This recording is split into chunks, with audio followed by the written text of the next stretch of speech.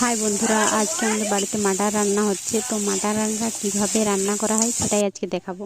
তো প্রথমেই নুন হলুদ দিয়ে মাংসটাতে তেলে ভেজে নিলাম, আর এই যে ভেজে কেড়ে নিয়েছি। এখন আবার কড়াইতে তেল, শুকনো লঙ্কা, তেজপাতা দিয়ে দিয়েছি।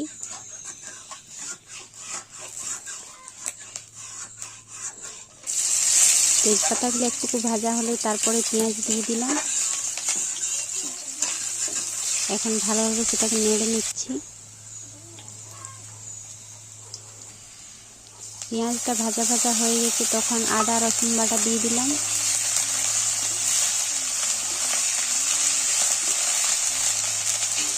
এখন হলুদ গুঁড়ো, লঙ্কার গুঁড়ো আর জিরা ধনে গুঁড়ো দিয়ে দিলাম জল করে।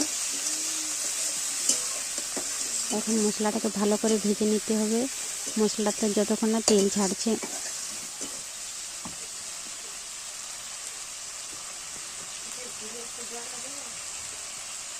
এখন কাঁচা লঙ্কা দিয়ে দিলাম।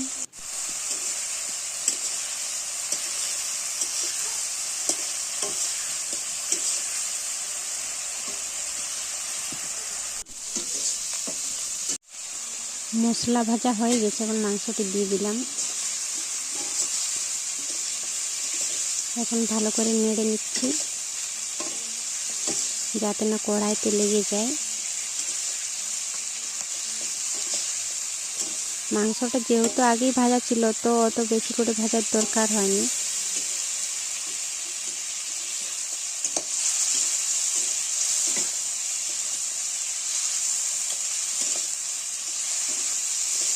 মাংসটা কষানো হয়ে গেছে, এখন তাতে জল দিয়ে দেবো সিদ্ধ হওয়ার জন্য।